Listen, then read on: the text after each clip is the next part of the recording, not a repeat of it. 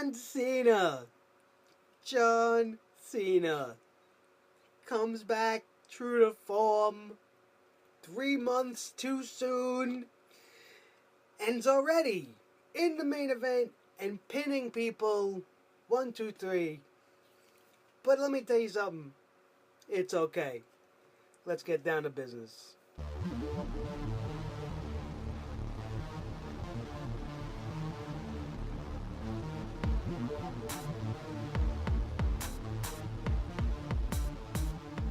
Welcome back, everybody, to the SledgeHammer Wrestling Show, your source for news, rumors, and highlights in the world of professional wrestling. I am Nick Nightmare, and we are here today to give you the SmackDown Live review for September the 13th, 2016. And let me tell you something, I was very happy with this show. Coming off the heels of a great pay-per-view showing on Sunday with Backlash, I was amped up for this one. I was ready to go. I couldn't wait to find out what the hell's going on, what we're going to have our future be on SmackDown. And they did not disappoint. Not that it's without its ups and downs, as every show that WWE gives us. And this show will be no different. So let's get into our review for SmackDown Live, coming to us from Philadelphia, Pennsylvania, on September the 13th. 2016. We kicked off the show with our new WWE Champion, AJ Styles. Pretty much coming out there telling us all, I told you so, that he's phenomenal. And, you know, he's really, really giving it to the crowd when, without warning, John Cena comes out. And my initial reaction is what it always is.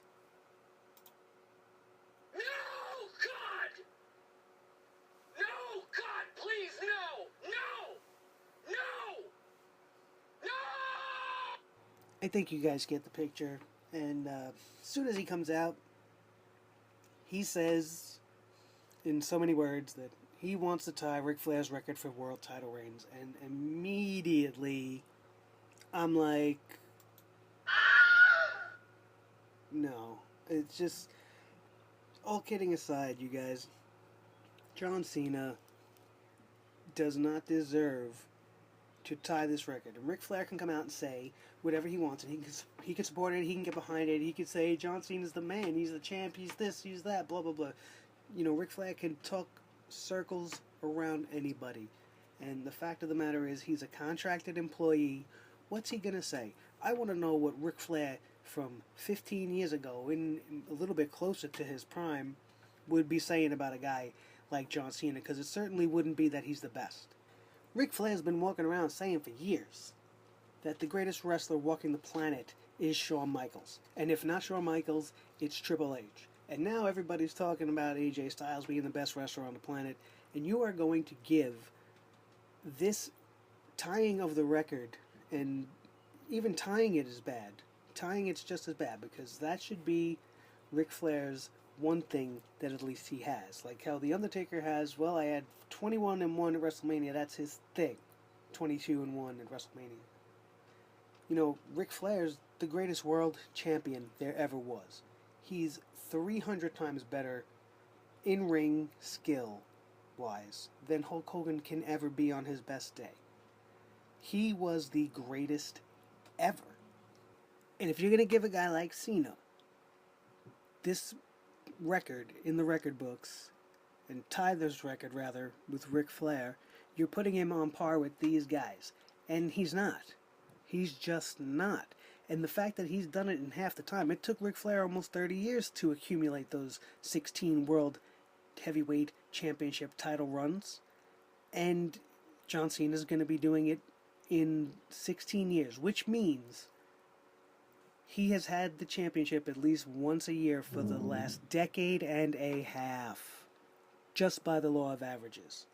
We do not need John Cena as a world champion anymore. The man is an icon already. He does not need to add any more accolades to it. Just being John Cena is enough. And I would give the same exact argument to every single other person from the older generation, such as an Undertaker. He it certainly it deserves the respect and commands the respect that if he walked back in and wanted the world title, I'm sure they would find a way to give it to him, but that would be completely wrong.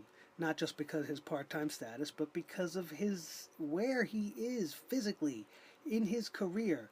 We enjoy the one time of the year you show up and we look forward to it, and it's always great, and he never disappoints and he never lets us down. But this is the man who is like the grandfather of all of wrestling. He doesn't need a championship around his waist to compete in big time matches, and John Cena is at that level. John Cena is at that level. I hate admitting it because he didn't earn it the way the rest of the guys that are up there did, except for Hulk Hogan being the only one you could really compare him to, because Hogan was garbage in a ring.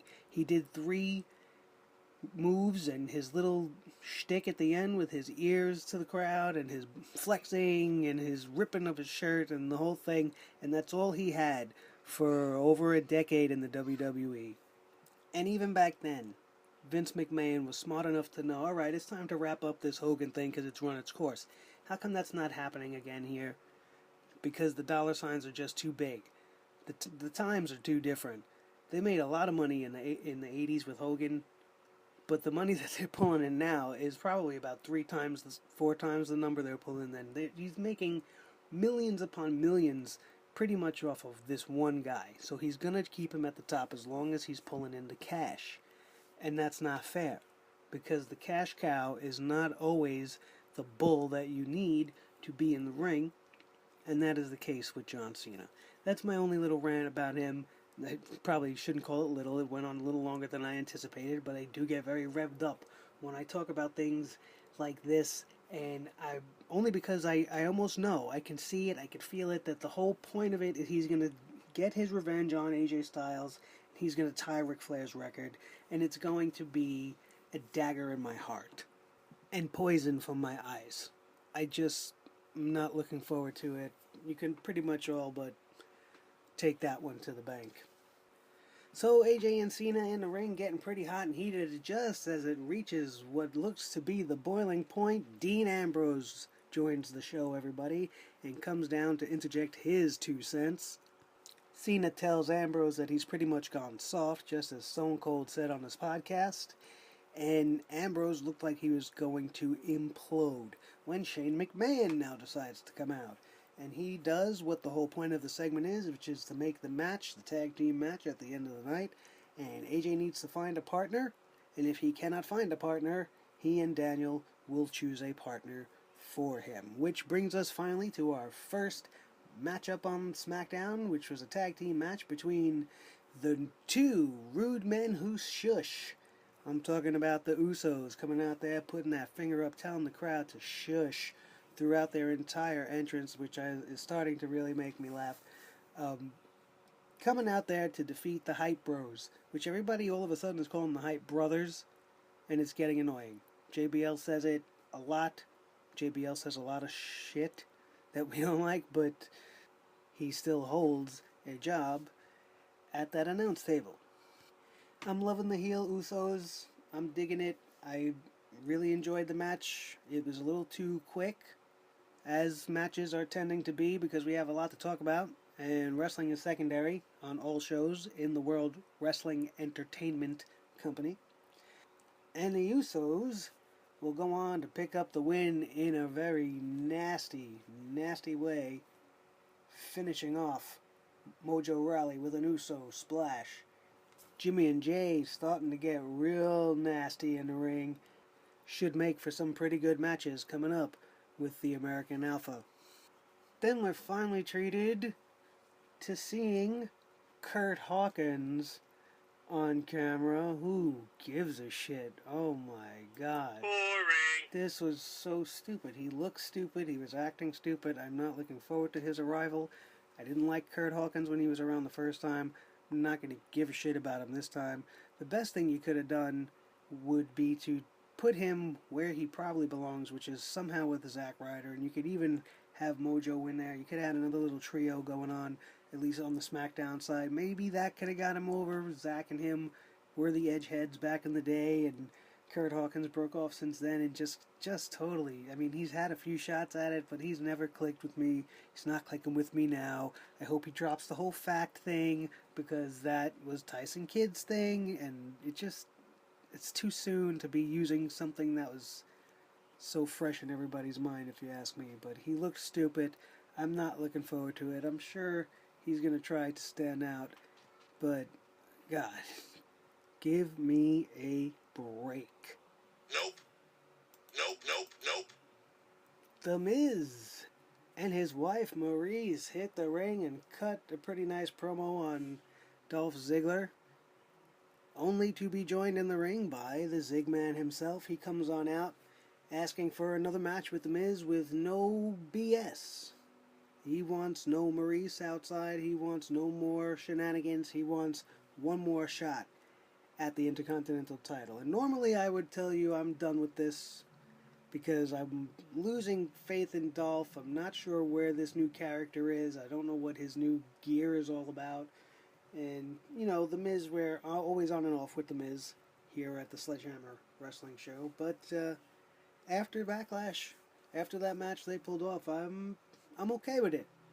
I'm okay with it. And being that we have so much time to build towards this particular match, I'm all for it. And then we had Daniel Bryan come out after the Mrs. Wife was totally just trash on the mic, which she always has been. The accent kills it. You can't barely understand her.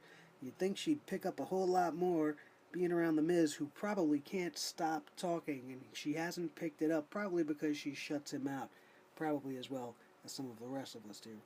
But Daniel Bryan comes out and pretty much seals the deal, just telling everybody that, you guys did cheat, and I'm going to give Dolph Ziggler his rematch. The Miz and Maurice walk out on Daniel Bryan, saying that they're not going to do it, and we move on to the next segment. AJ Styles bumps into Baron Corbin backstage, asks him to be his tag team partner for tonight's main event, and Baron Corbin declines, kind of disrespectfully reclines, and says, "Why would I want to be your partner when what I want is strapped there around your shoulder?" And I say, bad move. Bad move, Baron Corbin. You are doing what exactly? Messing around with stupid guys in the mid-card, and here you are having a chance to be showcased in the main event with the world champion, and you decide instead to stay where you're at and revel in your mediocrity. Nice job, Baron Corbin. So he tells AJ, "I'd rather fight you than team with you," and walks off. And apparently he walks off to the ring to do what he was scheduled to do tonight, and he was supposed to have a match with Apollo Crews, but he decimates him, man. He just totally flips him off the top rope, sends him to the outside. Next thing you know, end of days to the concrete outside. Apollo Crews knocked out cold. Too bad for him, too. He's another one. He just keeps getting put under the bus week after week, taking a loss. Now they're making him look like a schlub. I don't understand what they're doing to Apollo Crews and how we're ever supposed to allow anybody to get behind him if he's not beating anybody and he's just getting his ass handed to him by the likes of guys like Baron Corbin. And then we get Jack Swagger coming out, dressing up like a real bad Eminem. Backwards cap, the old black shirt, telling us we don't know Jack, and that he's about to do something different, and blah, blah, blah. Now listen, I said on yesterday's podcast that I hoped that this would happen, but when he comes out and he's looking like a monkey in a friggin' baseball cap, it just didn't work for me. Like, I don't know, maybe we got to give it time. But here's the thing, he says, everybody, forget everything you know about Jack Swagger. Forget everything you know about Jack Swagger. And then ends the promo with a "we the people" and the hand across the chest. How are we supposed to forget about you when you're going right back to doing what you used to do when you were the other Jack Swagger, asshole? Huh? Already disappointing me.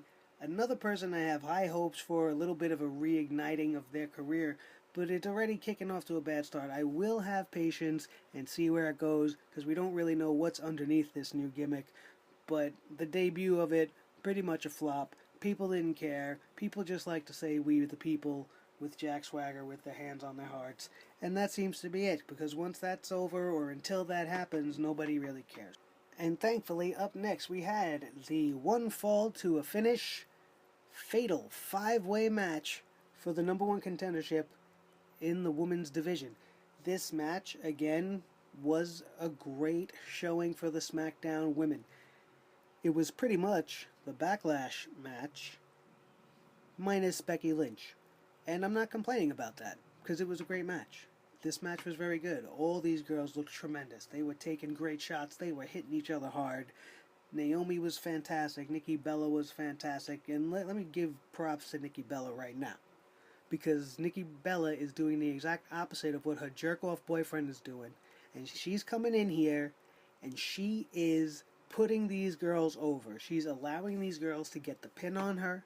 She's allowing these girls to become bigger megastars, so that maybe at WrestleMania, when Nikki Bella wants to challenge and start to get revenge, it'll mean something. Because a wrestler like Alexa Bliss has a history now with a pinfall on Nikki Bella. Because Alexa Bliss moves on to win and becomes Becky Lynch's first opponent for the SmackDown Women's Championship. Heath Slater and Rhino, your new SmackDown Tag Team Champions, take to the ring so that Heath Slater can sign his contract and buy that double wide for his kids. Good stuff, made even better to me by the emergence of the Ascension with some new face paint, but it fizzled out flat really quickly, because there was a part of me that was hoping that maybe this was going to be a real quick one-shot for Heath Slater. He signed his contract, it's over, and now they're going to drop the titles to another tag team. But that didn't happen, as this was pretty much just another downward spiral rotation for the Ascension, who were an awesome tag team in NXT. They were actually, as I've said about Paige, the original spark in this so-called tag team revolution that was happening just prior to the Divas Revolution. And then you brought them up, and ever since they've been up, they've been nothing but garbage. They've been complete trash. They either don't know how to use the Ascension, or they don't care about the Ascension at all. And it's unfortunate, because I was a very big fan of the Ascension. I loved the theme music. I loved the look. They were a tear-ass tag team, man. They just destroyed everybody in NXT. I believe before the revival, they were the longest reigning tag team title holders in NXT. It was just a very well put together team of great entrance, great presence, great talent, most importantly, in the ring. These guys can wrestle. They didn't hurt people. They put on great NXT tag team title matches. It wasn't just one squash after the other. They were tremendous, and now they're being used as fodder for anybody, apparently. Even Heath Slater and Rhino, or pretty much Rhino by himself, can beat the Ascension, so who the hell should give a shit about the Ascension? I really, really want to, but they won't allow me to care. And why am I going to keep supporting people just to have my heart broken every week when I watch the people that I want to succeed lose, which is almost commonplace here? Daniel Bryan and Shane McMahon decide, since AJ Styles can't find a partner, that his partner will be James Ellsworth, which some of you may not remember from his one-time appearance against Braun Strowman. The man has the weirdest face I've ever seen. If he's got some kind of a disability or a disfigurement, I apologize for even bringing it up, but it's just, how can you not? It's like the elephant in the room. It's like, this guy's face is freaking weird. Not just his body. He just doesn't even look nothing like a wrestler.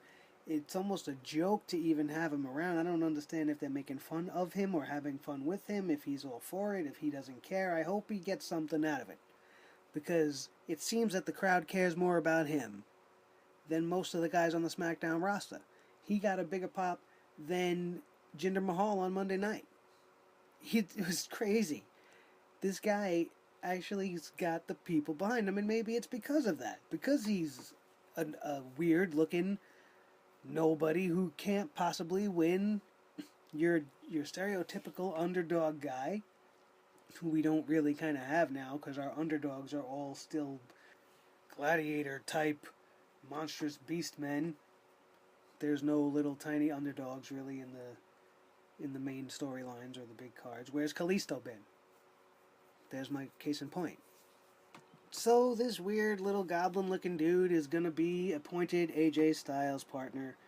AJ Styles pretty much just walks away in disgust as I sit there shaking my head. I'm not mad at it because it's gonna be pretty funny. I just don't know where this guy even came from and why we're going to use him in this fashion and let so many others sit out and not be part of this show. It's painful. It's painful. We had Bray Wyatt and Randy Orton do some more yap back and forth, and then the lights go out and Eric Rowan's in the ring. He eats an RKO. Big deal. Who cares? Let's get this moving. I don't understand why they're keeping it going. If Randy Orton's okay to be dealing out RKOs to everybody, there's no reason why he should have been taken out of that match, so I had to sit through a match with Kane during a pay-per-view. Unacceptable. I don't understand this whole concussion angle. You say, oh, he's concussed, and then you have Bray Wyatt go and take out his leg, and he can't do this, and now he's just popping RKOs wherever he goes out of nowhere. Unbelievable. Terrible, terrible writing. So it's time for the main event. John Cena, Dean Ambrose come out into the ring, followed by AJ Styles, with the last coming out announced to be Mr. James Ellsworth. He comes out all excited, does a little quick camera thing, and then gets completely demolished by The Miz. The Miz keeping in character with this whole breaking of kayfabe kind of, and he's looking into the camera and blatantly defying Daniel Bryan, saying, this is your main event, this is your main event, this is retarded, I'm the main event, and takes out Ellsworth with a skull-crushing finale on the ramp, and then joins AJ Styles in the ring for the main event, which now actually feels like a main event. The match was okay, nothing spectacular, and Ambrose and Cena would get the win after Cena would put The Miz in an attitude adjustment, but that's not the story here. The story here is when, after the match, during John Cena's post-match celebration, his partner Dean Ambrose turns around and plants him, completely driving his head almost through the mat with the dirty deeds, which, much to my surprise, seemed to be disapproved on by the majority of the crowd as Dean Ambrose started to get booed. Are we going to see Dean Ambrose going bad here? I don't know. The roster doesn't really have very many bad guy talents on SmackDown. Is it possible that they're going to turn him? I don't know. It's quite possible if John Cena is going to be back at least for a while. Can't have all these guys at the top on the good end with nobody to fight on the other side except AJ Styles and Bray Wyatt. So, it'll be interesting to see. All in all, this show was very good. I was not disappointed too much. A few minor sticking points, but all in all, in general, a really well put together SmackDown. It's good to see that they're starting to build already towards No Mercy, because a nice long, month-long build of story and interaction and proper interaction, as long as they don't just go on giving us the matches week after week in different ways, it's going to be a really good pay-per-view this month as well. So, let's see where they go with it. Let's remain positive. We have the CWC Finals tonight, the 2-hour live special on the WWE Network. It's going to be something special, you guys. Kota Ibushi, TJ Perkins, Zack Sabre Jr., and Gran Metalik all vying to be the inaugural, very first CWC tournament champion. And don't forget, prior to that, we have NXT this week as well. This week on our YouTube show, The Nightmare Room, we are going to further discuss the possible impact of John Cena tying and possibly breaking Ric Flair's record. We'll dig a little bit deeper into that one. We'll talk a little bit about the history of the Clash of the Champions pay-per-view, dating all the way back to its days in WCW. And we will also pick our top 5 matches or moments from the Clash of the Champions. So look forward to that this weekend, only on our YouTube exclusive show, The Nightmare Room, coming to you from the SledgeHammer Wrestling Show podcast. which is live here on Podbean each and every Tuesday and Wednesday for our reviews. If you missed any of those and you want to go back and listen to them again, they are available on our YouTube channel. Everything is there, nice and easy for you guys to find, so don't forget to visit our YouTube channel. If you're listening to this on Podbean, click that like button, click the subscribe button. Please show your support for the show. Please don't forget to leave a comment and interact with me. Let me know what you think. Let me know what you want to talk about, what you want me to talk about with you, and we can make some better shows for the future. Thank you again for joining us. As always, this has been the SledgeHammer Wrestling Show, your source for news, rumors, and highlights in the world of professional wrestling. I am Nick Nightmare, and I love you guys. Have a good one.